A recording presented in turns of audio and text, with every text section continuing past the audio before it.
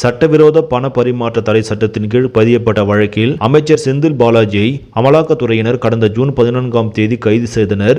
இந்த வழக்கில் செந்தில் பாலாஜிக்கு எதிராக சுமார் 3000 பக்கங்கள் கொண்ட குற்றப்பத்திரிகையை மற்றும் குற்றப்பத்திரிகை தொடர்பான ஆவணங்களை அமலாக்கத்துறை அதிகாரிகள் நீதிமன்றத்தில் தாக்கல் செய்தனர். இந்த வழக்கில் ஜாமீன் கோரிய செந்தில் பாலாஜி தரப்பில் ஏற்கனவே 2 முறை தாக்கல் செய்திருந்த மனுக்களை சென்னை முதன்மை அமர்வு நீதிமன்றம் தள்ளுபடி செய்து உத்தரவிட்டது. இதையடுத்து செந்தில் பாலாஜிக்கு ஜாமீன் கோரி தாக்கல் செய்யப்பட்ட மனுக்களை உயர்நீதிமன்றமும் உச்சநீதிமன்றமும் தள்ளுபடி செய்தது. அதே நேரத்தில் செந்தில் பாலாஜியின் உடல்நிலையை கருத்தில் கொண்டு கீழமை நீதிமன்றத்தை மீண்டும் நாடலாம் என்றும் அந்த மனு மீது தகுதியின் அடிப்படையில் முடிவெடுக்கலாம் எனவும் உச்சநீதிமன்றம் அறிவுறுத்தியிருந்தது.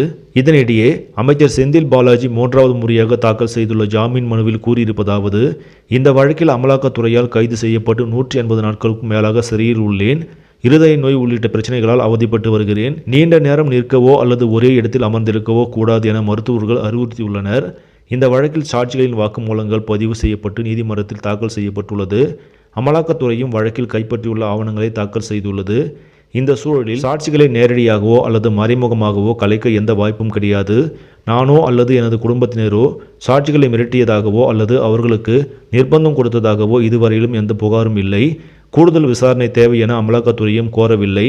நான் ஒரு அப்பாவி, சட்டத்தை மதித்து நடப்பவன். ஜாமீன் வழங்கினால் நீதிமன்றம் விதிக்கும் நிபந்தனைகளை ஏற்று நடப்பேன். சாட்சிகளை கலைக்க மாட்டேன். எனவே ஜாமீன் வழங்க வேண்டும் என உருவமாக கோரியிருக்கிறார். இது அரசியல் வட்டாரத்தில் சலசலப்பை ஏற்படுத்தினாலும் செந்தில் பாலாஜிக்கு ஜாமீன் கிடைக்குமா என்பதை பொறுத்திருந்தான் பார்க்க வேண்டும். சரி நம்பளே, இந்த செய்தி உங்களுக்கு பிடிச்சிருந்தால் லைக் பண்ணுங்கள், ஷேர் பண்ணுங்கள். மறக்காமல் நியூஸ் இன்ஃபோ தமிழ் சேனலை சப்ஸ்கிரைப் பண்ணுங்கள். அடுத்த வீடியோவில் சந்திக்கலாம். நன்றி.